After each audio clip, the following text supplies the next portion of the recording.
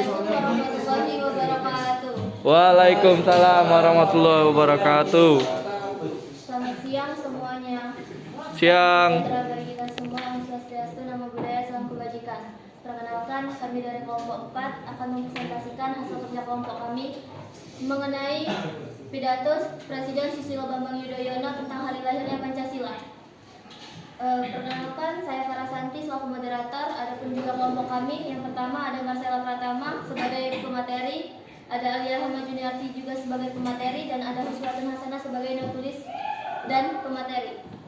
Yang pertama akan dijelaskan oleh Alia Rahma Juniarti. Kepada Alia, dipersilakan. Baiklah, di sini saya selaku pembaca materi yang pertama, yaitu mengenai materi pidato yang telah disampaikan oleh Bapak Presiden Susilo Bambang Yudhoyono dalam acara peringatan Hari Pancasila pada tanggal 1 Juni 2019, di mana yang dia sampaikan adalah mengenai pidato yang dilakukan oleh Bung Karno dalam memperingati Hari Pancasila pada tanggal 1 Juni 1945, yang dimana ia mengungkapkan bahwasanya mengajak rakyat Indonesia untuk memahami gagasan-gagasan cemerlang yang disampaikan oleh Bung Karno dengan pandangan yang ia miliki. Di antaranya adalah bagaimana prinsip nasionalisme yang kita anut dan kosmopolitisme yang kita tolak, serta hubungan antara demokrasi, fair play, dan mufakat serta konsep gotong royong sebagai warisan luhur bangsa yang tidak boleh hilang meski kita menuju dan akan menjadi bangsa yang lebih maju dan modern untuk kedepannya. Selanjutnya yaitu yang disampaikan oleh Bapak Susilo Bambang Yudhoyono adalah bagaimana cara yang paling tepat agar masyarakat Indonesia memahami dan menjalani nilai-nilai yang ada dalam Pancasila, yang dimana nilai-nilai tersebut adalah 30% berpendapat melalui pendidikan, 19% melalui contoh dan perbuatan nyata para pejabat di pusat dan daerah, 14% melalui contoh dan perbuatan nyata para tokoh masyarakat, 13% melalui penalaran, 12% melalui media massa, dan 10% melalui ceramah keagamaan. Yang terakhir yang disampaikan oleh Bapak Presiden Susilo Bambang Yudhoyono adalah ketika ditanya siapa yang seharusnya melaksanakan edukasi dan sosialisasi mengenai Pancasila, mereka menjawab bahwasanya 43% sebaiknya dilaksanakan oleh guru dan dosen, 28% oleh tokoh masyarakat dan pemuka agama, 20% berarti 1 dari 5 orang oleh badan khusus yang bisa dibentuk oleh pemerintah semacam BP7, 3% oleh elit politik. Terima kasih kepada Alia. Selanjutnya akan dijelaskan oleh Marcella Pratama. Baiklah, di sini saya akan menjelaskan mengenai landasan teori yang kami gunakan untuk menjawab pertanyaan-pertanyaan yang ada di dalam buku Pancasila pada halaman 30 dan 31. Yang pertama, soalnya apa yang dimaksud dengan negara Indonesia adalah negara Pancasila. Seperti yang disampaikan oleh Bapak Susilo Bambang Yudhoyono, bahwasanya yang ia maksud dengan negara Pancasila di samping Indonesia adalah negara yang berdasarkan Pancasila, tapi makna tersebut bukan berdasarkan yang lain-lain, yang dimana sejak awal para pendiri bangsa Indonesia, para pendiri Republik dengan arifnya telah membangun konsensus yang bersifat mendasar, yaitu Indonesia adalah negara berketuhanan. Istilah Bung Karno, negara yang berketuhanan dan sekaligus negara nasional, jadi bukanlah negara agama. Meskipun bukan negara yang berdasarkan agama mesti dijunjung tinggi. Kehidupan masyarakat mestilah religius dan bukan sekuler dalam arti memikirkan agama dan tidak mengakui adanya Tuhan. Sedangkan menurut Ketua Umum Pengurus Besar Nahdlatul Ulama atau PBNU, Kiai Haji Said Akil Siraj, dalam pembukaan Muktamar NU ke-34 di Lampung menegaskan, Indonesia adalah negara Pancasila yang menaungi semua pemeluk agama, yang dimana ia menyampaikan Indonesia adalah negara demokrasi terbesar ketiga dan negeri muslim terbesar di dunia. Indonesia bukan negara agama tetapi negara Pancasila yang menaungi semua pemeluk agama.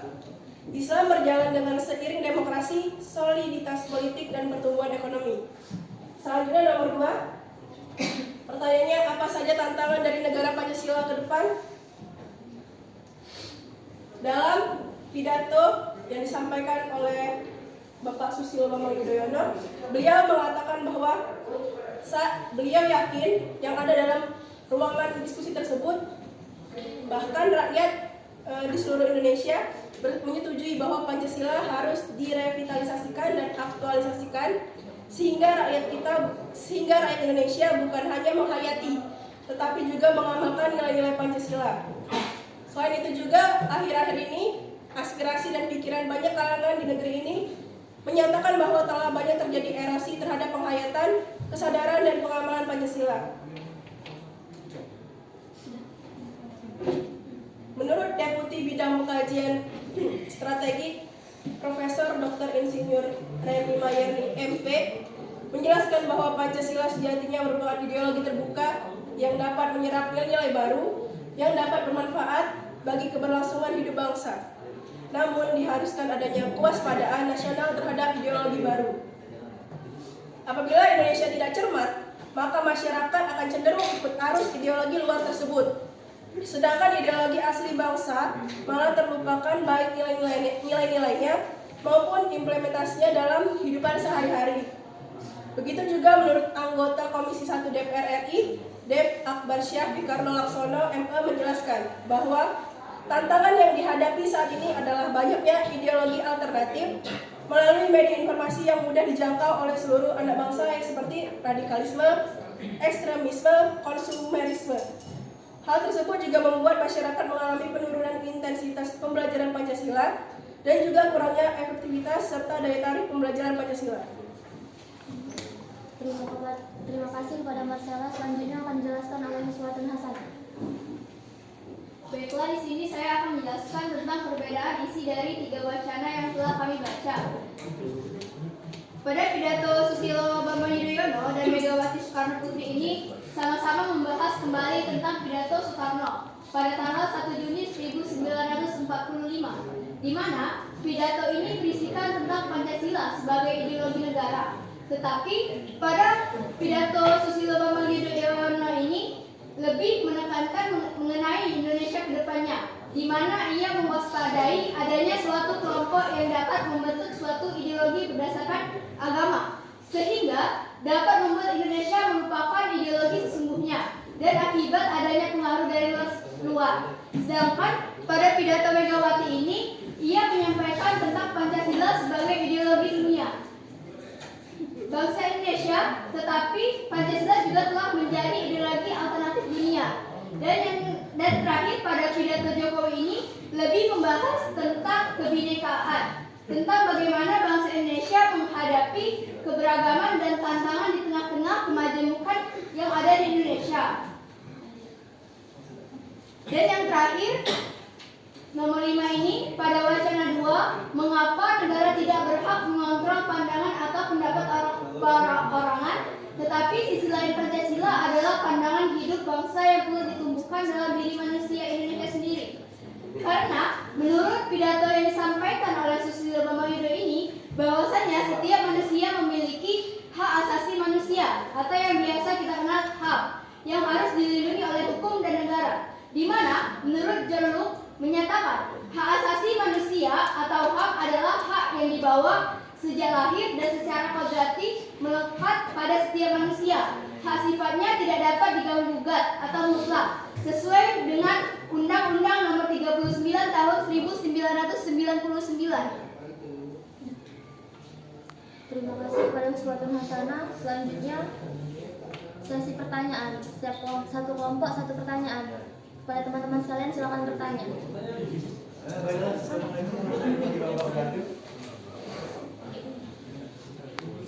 Perkenalkan, nama saya Emmanuel Ramadan dari kelompok 7. Saya ingin bertanya, apakah yang dimaksud tentang Pancasila menjadi ideologi alternatif dunia? Apakah Pancasila itu menjadi ideologi seluruh negara, dan apakah kalian setuju dengan pendapat Megawati? Ya, terima kasih. Ada lagi yang ingin bertanya? Pada Sarul dipersilakan. Perkenalkan, nama saya Sarul Firdaus dari kelompok 2. Pertanyaan saya, dari landasan teori tentang negara Pancasila ke depan, ada ideologi alternatif yang sudah masuk ke dalam masyarakat seperti radikalisme. Pertanyaannya, kenapa radikalisme bisa timbul di masyarakat? Ya, terima kasih. Ada lagi yang ingin bertanya? dipersilakan. Baiklah, perkenalkan nama saya Edi Nurmana dari kelompok 5. Pertanyaannya adalah jelaskan perbedaan prinsip nasionalisme yang kita anut dan kosmopolitisme yang kita tolak, serta berikan contoh dan sikap prinsip nasionalisme dan contoh sikap menolak prinsip kosmopolitisme. Terima kasih. Ada yang ingin bertanya?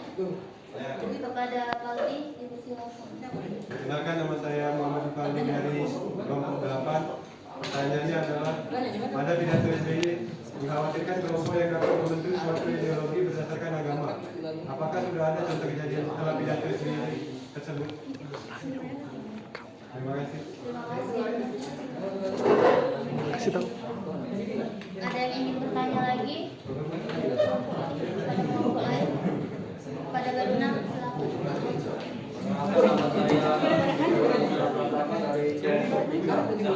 Pertanyaan, jelaskan alasan Pancasila menjadikan ideologi alternatif dunia. Terima kasih kepada Baruna. Apakah teman-teman ada yang ingin bertanya lagi?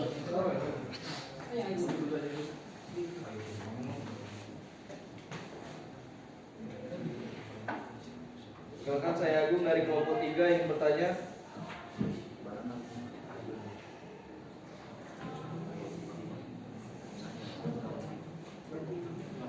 Pada PPT kalian yang dibagi landasan teori nomor 2 ada pernyataan mengenai tantangan yang dihadapi oleh bangsa Indonesia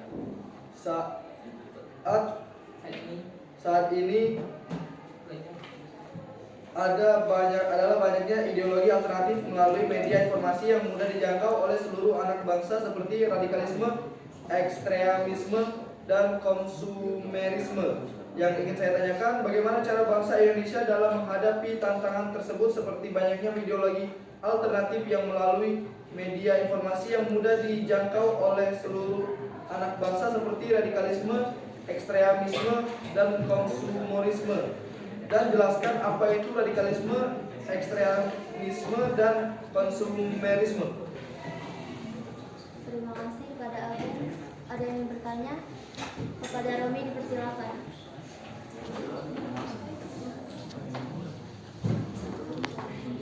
Perkenalkan, nama saya Romi Ardiansyah dari kelompok 1. Saya ingin bertanya, mengapa cara yang paling tepat agar masyarakat memahami dan menjalani nilai-nilai Pancasila persenannya lebih besar melalui pendidikan? Mengapa tidak disamaratakan? Terima kasih kepada Romi. Ada yang ingin bertanya? Sudah. Sudah,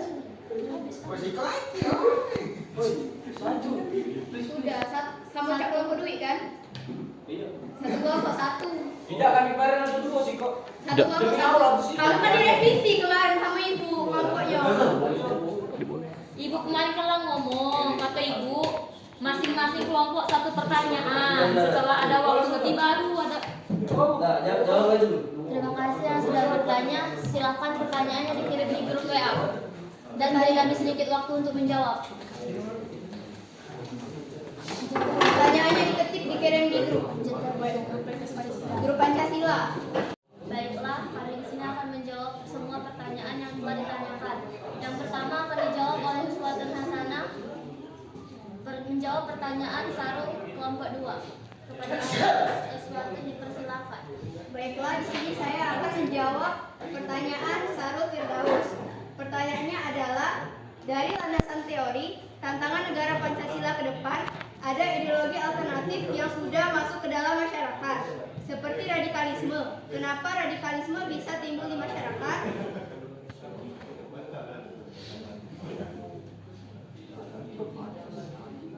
Baiklah, akan saya jawab. Paham radikalisme berkembang di Indonesia disebabkan 3 faktor utama. Faktor pertama adalah perkembangan global, bahwa kelompok radikal menjadi situasi di Timur Tengah sebagai inspirasi untuk mengangkat senjata dan aksi teror atas dasar penderitaan sesama Muslim. Faktor kedua adalah berkaitan dengan kian tersebar luas paham Wahabisme yang mengagungkan budaya Islam ala Arab yang konservatif. Wahabisme dianggap bukan sekedar aliran, pemikiran atau ideologi, melainkan mentalitas yang membuat batas kelompok yang sempit dari kaum muslimin sendiri, sehingga mudah mereka mengatakan di luar kelompok mereka yang berbeda sikap, pandangan, dan pemikiran adalah kafir, musuh, dan wajib diperangi. Selanjutnya, faktor ketiga adalah karena kemiskinan atau keadilan sosial. Selanjutnya pertanyaan dari kelompok 6 Baruna Putra Pertama akan dijawab oleh Uswatun Hasanah. Pertanyaannya adalah, jelaskan alasan Pancasila dijadikan ideologi alternatif dunia. Karena nilai-nilai universal yaitu bisa diterima oleh negara manapun dan merupakan ideologi terbuka, yaitu nilai-nilai dinamis sesuai dengan perkembangan zaman. Baiklah, selanjutnya akan menjawab pertanyaan dari kelompok 7 Ali Ramadan akan dijawab oleh Alia Rahma Juniarti. Baiklah, kepada kelompok 7 pada saudara M. Ali Ramadan yang menanyakan bahwasanya apakah yang dimaksud dengan Pancasila menjadi ideologi alternatif dunia? Apakah Pancasila menjadi ideologi bagi seluruh negara? Apakah kalian setuju tentang pendapat yang disampaikan oleh Ibu Megawati? Yang ingin kami jawab adalah pada pertanyaan pertama dulu, mengenai apa yang dimaksud dengan Pancasila sebagai ideologi alternatif dunia. Menurut kami, Pancasila sebagai ideologi alternatif dunia karena nilai-nilai universal yang ada dalam Pancasila itu bisa diterima oleh negara manapun dan merupakan ideologi terbuka, yaitu nilai-nilainya yang dinamis sesuai dengan perkembangan zaman. Pertanyaan kedua, apakah Pancasila itu menjadi ideologi bagi seluruh negara? Dan apakah kalian setuju dengan pendapat dari Megawati? Kami setuju mengenai pendapat yang disampaikan Megawati, tetapi kami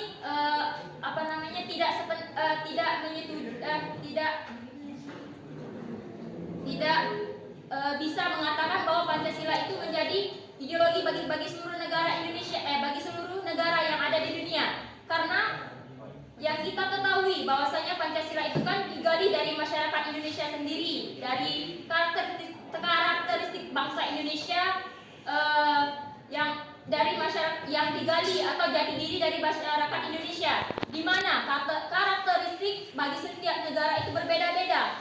Oleh sebab itu, Pancasila itu bisa saja diterima oleh setiap negara, tetapi tidak seluruh negara, karena setiap negara itu mempunyai karakteristik dan sifat yang berbeda, mempunyai ciri khas masing-masing dari setiap negara. Tidak setiap negara itu mempunyai ciri khas dan karakter atau sifat yang sama. Mungkin hanya itu yang bisa kami jawab. Apakah kepada saudara Ali jelas? Ya, jelas. Terima kasih. Selanjutnya kami akan menjawab pertanyaan dari kelompok 3 Agung Tantowi Junior yang akan dijawab oleh Marcella Pratama. Baiklah, pertanyaan dari Agung tadi, bagaimana cara bangsa Indonesia menghadapi tantangan seperti banyaknya ideologi alternatif yang melalui media informasi yang mudah dijangkau oleh anak bangsa seperti radikalisme, ekstremisme, dan konsumerisme? Dan jelaskan apa itu radikalisme, ekstremisme, dan konsumerisme. Jadi, upaya menjaga dan menguatkan nilai-nilai Pancasila di masyarakat dapat dilakukan dengan 3 hal, yaitu melalui pendekatan budaya, internalisasi di semua level pendidikan, dan penegakan hukum terhadap hal-hal yang tidak sejalan dengan nilai-nilai Pancasila. Sedangkan pengertian dari radikalisme adalah suatu paham yang dibuat oleh sekelompok orang yang menginginkan perubahan atau pembaharuan tatanan sosial dan politik secara drastis dengan menggunakan cara kekerasan. Kemudian yang dimaksud dengan konsumerisme adalah aliran atau paham yang mengubah perilaku manusia untuk melakukan sebuah kegiatan konsumen atau membeli atau bisa memakai barang-barang secara berlebihan tanpa melihat nilai gunanya.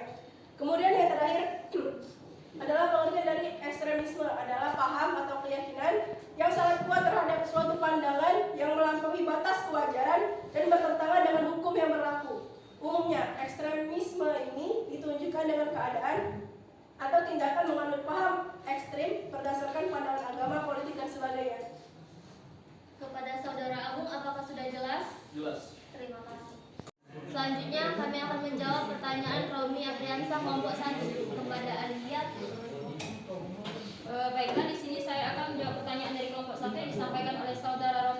Mahesa, yang dimana yang ia tanyakan adalah mengapa cara yang paling tepat agar masyarakat memahami nilai-nilai Pancasila persenannya lebih besar melalui pendidikan, dan mengapa tidak disamaratakan persenannya di antara yang lain kan? Baiklah, saya jawab adalah karena yang seperti yang kita ketahui bahwasanya di Indonesia itu setiap orang atau anak-anak itu diwajibkan menempuh pendidikan sekolah dasar itu selama 6 tahun, dan SMP itu 3 tahun, SMA itu 3 tahun, jadi 12 tahun. Yang dimana melalui tingkatan dasar tersebutlah nilai-nilai atau penjabaran tentang Pancasila itu disampaikan oleh guru yang ada di sekolah. Melalui hal tersebutlah dari sekolah dasar itu nilai-nilai mengenai Pancasila itu dapat terrealisasikan sejak dini hingga menuju ke jenjang pendidikan yang lebih tinggi, sehingga penjabaran mengenai nilai-nilai Pancasila itu tidak terputus hanya di satu titik, tetapi terus berlanjut hingga masa ke masa yang dapat dilakukan oleh masyarakat Indonesia untuk melakukan kehidupan sehari-hari, yang dimana seperti kita ketahui bahwasanya Pancasila itu digali dari bangsa Indonesia itu sendiri, yaitu jati diri dari bangsa Indonesia. Dan ada pertanyaan lagi, mengapa tidak disamaratakan? Apabila disamaratakan, artinya penjabaran mengenai nilai-nilai Pancasila itu hanya diberikan pada satu titik, yaitu melalui pendidikan, tidak dalam hal lain. Sehingga apabila seseorang tidak melakukan pendidikan atau tidak bisa sekolah, tidak bisa mengetahui apa saja nilai-nilai Pancasila yang ada dalam setiap sila-silanya. Mungkin hanya itu yang dapat kami sampaikan kepada kelompok 1. Apakah kepada saudara Romi sudah jelas dengan jawabannya? Jelas. Terima kasih. Baiklah, selanjutnya kami akan menjawab pertanyaan dari Vivaldi kelompok 8 kepada Adia. Silakan.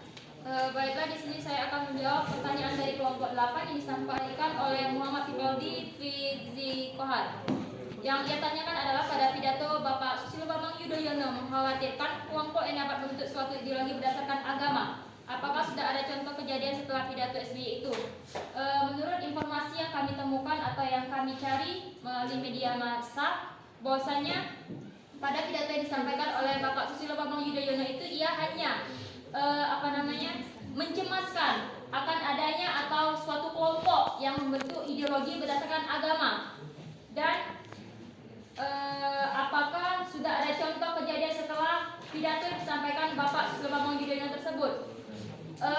Sampai saat ini kami belum menemukan adanya suatu kelompok yang akan mendirikan suatu ideologi berdasarkan agama. Apakah kelompok Vivaldi sudah jelas atas pertanyaan yang kami sampaikan? Terima kasih. Baiklah, selanjutnya kami akan menjawab pertanyaan terakhir dari kelompok 5 yang bertanya MW Permana, yang akan dijawab oleh Nasela Pratama. Baiklah, pertanyaan dari MW Permana tadi, jelaskan perbedaan prinsip nasionalisme yang kita anut dan kosmopolitisme yang kita tolak, serta berikan contoh dari sikap prinsip nasionalisme dan contoh sikap menolak prinsip kosmopolitisme. Jadi yang dimaksud dengan prinsip nasionalisme bangsa Indonesia itu prinsip yang dilandasi oleh nilai-nilai Pancasila yang diarahkan agar bangsa Indonesia senantiasa menempatkan persatuan, kepentingan dan keselamatan bangsa dan negara di atas kepentingan pribadi atau kepentingan golongan, menunjukkan sikap rela berkorban demi kepentingan bangsa dan negara. Sedangkan pengertian dari sikap kosmopolitisme adalah paham atau pandangan yang melihat kosmos atau seluruh dunia sebagai polis. Polis itu artinya negeri sendiri, sehingga cenderung menafikan pandangan kebangsaan atau nasionalisme secara benar, bahkan dan mengabaikan warisan budaya serta kesesuaian perilaku wajib terhadap bangsanya sendiri. Sedangkan contoh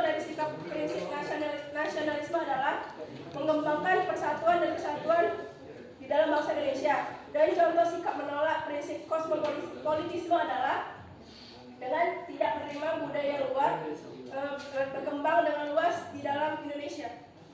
Apakah saudara Dwi jelas? Terima kasih.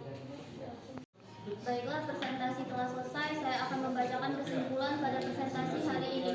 Pancasila sebagai ideologi dan dasar negara ini tidak akan diganti dan diubah selama Negara Kesatuan Republik Indonesia masih ada. Pancasila juga sebagai sumber dari segala sumber hukum atau sumber tertib hukum. Sebagai dasar negara, ideologi bangsa dan negara, perekat bangsa, Pancasila harus selalu dipertahankan dan ditanamkan. Sekian yang bisa kami sampaikan. Kami akhiri. Wassalamualaikum warahmatullahi wabarakatuh. Waalaikumsalam warahmatullahi